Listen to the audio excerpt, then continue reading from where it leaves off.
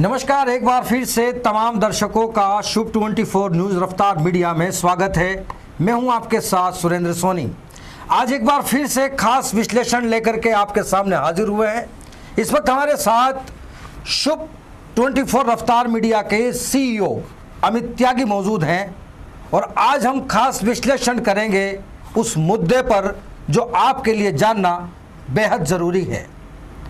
वो मुद्दा ये है कि राजस्थान में आचार संहिता का शंखनाद हो गया। शंखनाद होने के कुछ ही चंद घंटों के बाद बीजेपी ने इस चुनावी महाभारत में 41 योद्धाओं को इस चुनावी रण में उतार दिया है।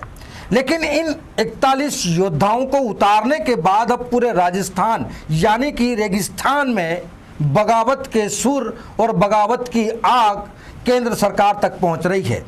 सर, सबसे पहले प्रोग्राम में स्वागत है। सर, 41 योद्धा चुनावी रण में हैं। महाभारत का शंखनाद हो चुका है, लेकिन शंखनाद के बाद चुनावी लपटे, चुनावी आग, बगावत नजर आ रही है। सर, ये क्या तस्वीर देखते हैं आप? सबसे पहले तो ये बोलना चाहूँगा सुरेंद्र जी, ये जो प्रोग्राम आपने शुरुआत करी है ये बहुत से लोग इसको देख रहे हैं और कहीं ना कहीं जो विश्लेषण है उस पर निगाहें सबकी बनी हुई है। अभी आपका क्वेश्चन ये रहा कि बगावत की आग जो है वो केंद्र सरकार तक आ गई है। बीजेपी एक इतनी बड़ी पार्टी हो गई है कि कहीं ना कहीं उसे सबको संतुष्ट रखना अब मुश्किल है और कहीं ना कहीं जब नए तरह के डिसीजन लिए जाते हैं या कोई काम किया जाता है तो कुछ ना कुछ लोग ज़रूर उस डिसीजन से नाराज़ होते हैं और वही आज हुआ। आज ऐसा हुआ कि बीजेपी के अलग अलग क्षेत्रों में जो पुराने लोग थे वो कहीं ना कहीं अपनी नाराज़गी जाहिर कर रहे हैं और जो लगभग मोदी को या अमित शाह को या केंद्रीय नेतृत्व को लगभग क्लियर था कि यहाँ से ये बगावत के सुर उठेंगे। और जहाँ तक मैं बीजेपी की लाइमलाइट जानता हूँ या तरीका जानता हूँ, उन्हें इन बगावतों से कोई असर होने वाला नहीं है। सर, जिस तरीके से सबसे हॉट सीट मानी जाती है आपके झोटवाड़ा, विद्याधर नगर, अब वहाँ के जो कद्दावर हैं, जो पुराने चावल हैं, वो तो सर पुराने चावल होते हैं। देखिए, सिर्फ जयपुर की सीट नहीं, जयपुर में झोटवाड़ा में राजपाल सिंह, इसके अलावा नरपत सिंह राजवी, इसके अलावा बानसूर से महेंद्र यादव, इसके अलावा नगर से अनीता सिंह गुर्जर, किशनगढ़ से विकास चौधरी, आज वो रोए, हाँ, आज वो रोए, फूट के रोए। ये लोग वो हैं जिन्होंने अभी तक उन सीटों पे काम किया।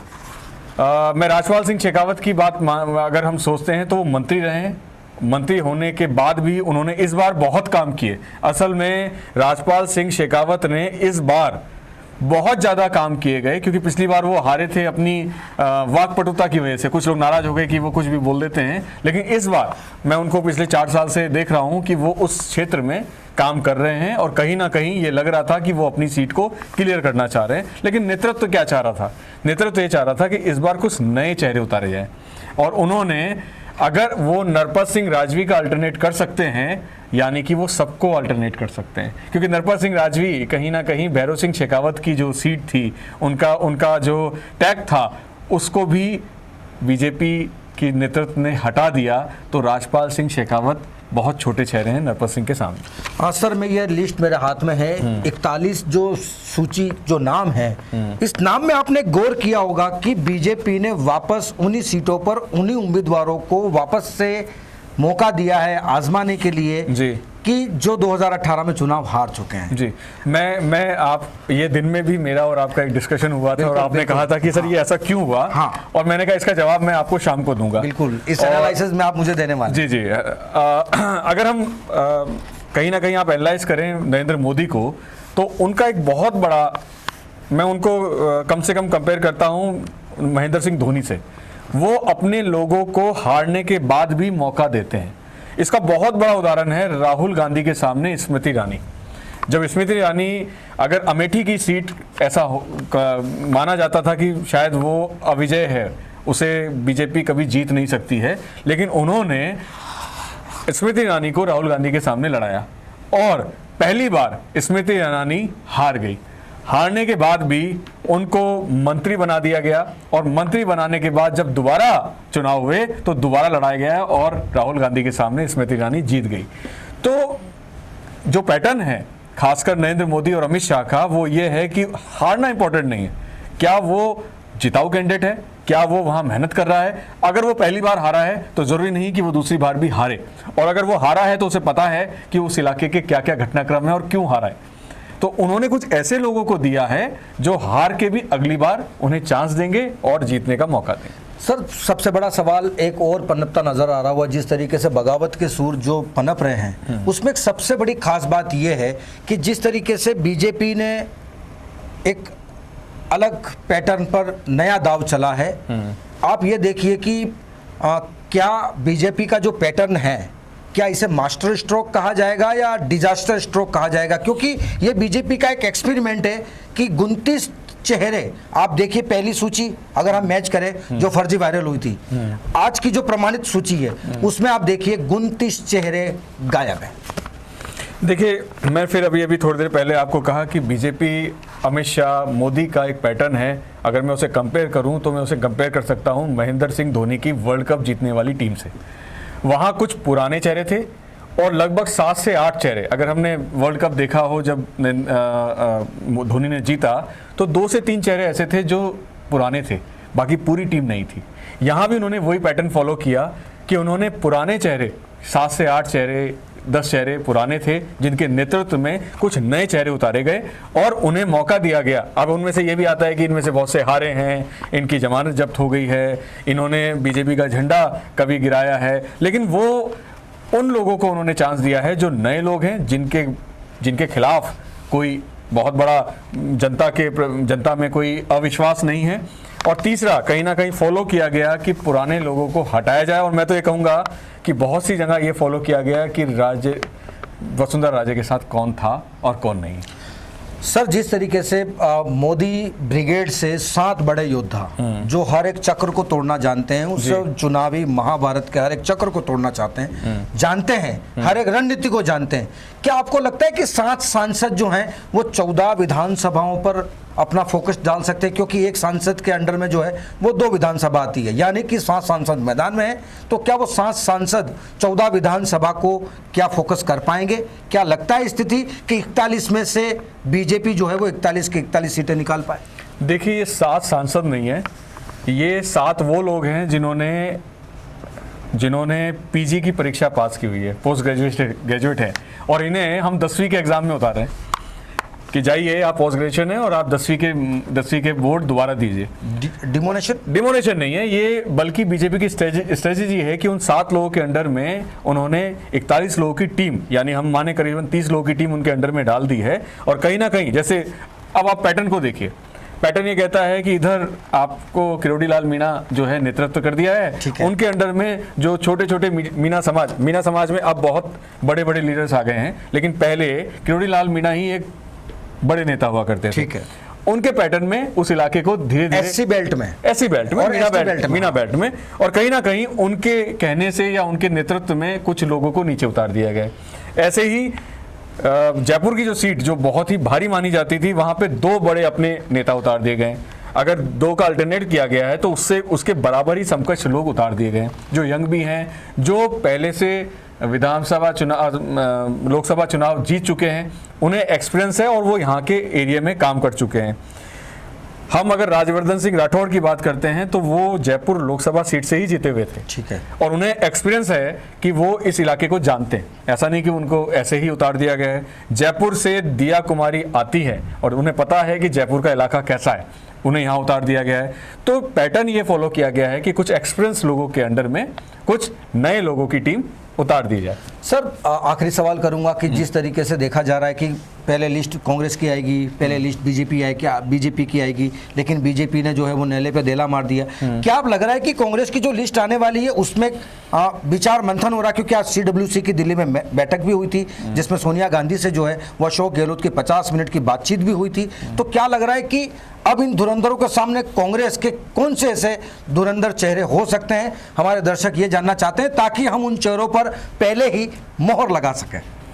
देखिए, कांग्रेस इस मामले में कुछ पिछड़ सी गई है या अब उसके डिसीजन और चेंजेस होंगे, क्योंकि कहीं ना कहीं उन्होंने विपक्ष को देख लिया है। तो अब उनके सामने ये नज़रिया आता है कि सामने कौन उतरेगा। अगर हम बात करते हैं जयपुर सीट की, तो झोटवाड़ा में अब राजवर्धन के सामने कौन, लालचंद कटारिया या कोई और?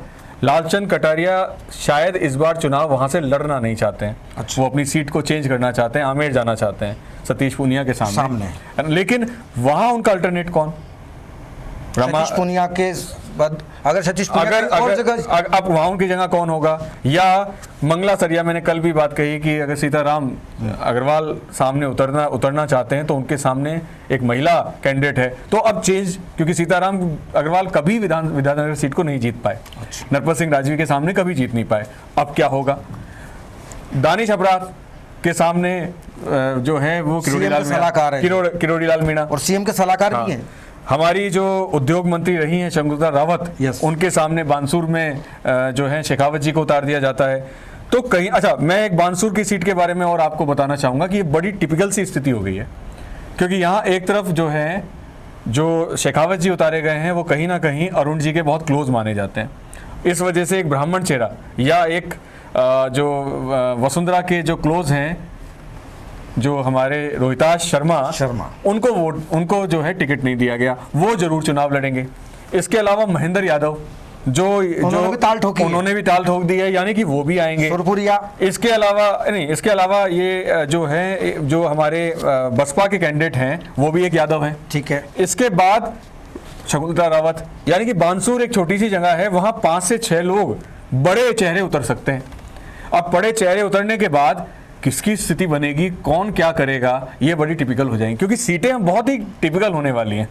अभी तक ये अंदाजा लगाया जा रहा था कि 2 बीजेपी और कांग्रेस के बीच में ही हम गेम देखेंगे, लेकिन गेम बदलता जा रहा है। आप झोटवाड़ा की सीट की बात करते हैं तो आज आप ही ने एक दिया है कि जिसमें आशु सिंह सुरपुरा जो हैं उन्होंने टाल ठोकी है, और कहीं ना कहीं राजपाल सिंह शेखावत में जो है उनके समर्थकों ने बीजेपी कार्यालय में किया है। तो ये तो अभी बीजेपी का ही है, 3 कैंडिडेट बीजेपी के मान लीजिए। ठीक है। अब कांग्रेस में भी ये स्थिति पैदा होने वाली है, जिस दिन यही तस्वीरें वहीं नजर आएंगी। लेकिन क्योंकि कांग्रेस की स्थिति एक बगरू सीट है, बगरू सीट से कम भी नाना करते करते 40 कैंडिडेट हैं, चोमू से 105 कैंडिडेट हैं, तो इतने कैंडिडेट हो गए हैं। इस बार का जो चुनाव है वो बहुत ही अलग और बहुत ही अलग नजरिए से देखना पड़ेगा। सर, देखा जा रहा है कि बीजेपी और कांग्रेस में क्या इस डैमेज कंट्रोल को दूर करने के लिए क्या अमित शाह या फिर जेपी नड्डा या फिर मोदी, या फिर अगर कांग्रेस में अगर कंट्रोल डैमेज को करने के लिए क्या लग रहा है कि राहुल गांधी, प्रियंका गांधी कहीं ना कहीं इस मैदान में आएंगे? देखिए, ये जो चुनाव है, ये जो मेला है, ये 5 साल बाद में आता है, और कहीं ना कहीं बहुत से लोग जो राजनीति में आते हैं वो अपना बहुत कुछ इसके अंदर लगा के रखते हैं। वो, ये राजनीति एक दिन का गेम नहीं है। और ये जो चुनाव आ रहे हैं, असल में अब जो 2023 के चुनाव हैं वो बहुत ही शानदार और बहुत ही बड़े स्केल पे होगा। सर, क्या लग रहा है कि समीकरण काफी कुछ परिवर्तन करेंगे, कई तस्वीरें बदलेगी? समीकरण बदलेंगे इस वजह से कि तब अगर ऐसा होता है कि कांग्रेस, झोटवाड़ा सीट में कांग्रेस का उम्मीदवार कौन होगा, क्या सुरपुरा जो हैं वो बीजेपी की बगावत करते हैं कि नहीं करते हैं, राजपाल सिंह शेखावत बैठेंगे या नहीं बैठेंगे, तो ऐसा नहीं है कि ये बड़ा आसान रहेगा।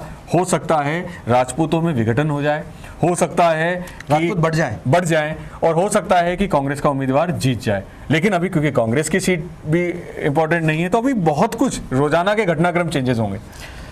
तमाम विश्लेषक के साथ में आपने देखा कि आज का जो हमारा मुद्दा यही था कि बीजेपी में बगावत के सुर अब जो है वो मोदी तक पहुंच रहे हैं। तमाम बातों को लेकर के हमने आज जो विश्लेषण किया है, इस पूरे विश्लेषण पर आपने अपनी नज़र बनाए रखी। अब इस पूरे विश्लेषण पर आपका क्या कहना है या फिर आपके क्या सुझाव हैं, हमें कमेंट बॉक्स में लिख करके ज़रूर बताइएगा। फिर हाजिर होंगे इसी चुनावी अखाड़े या चुनावी दंगल में, या फिर रेगिस्तान के थार में जो चुनावी बयार है उस बयार की कौन सी तस्वीर लेकर के आएंगे। फिर जल्द हाजिर होंगे, तब तक मुझे दीजिए इजाज़त। नमस्कार।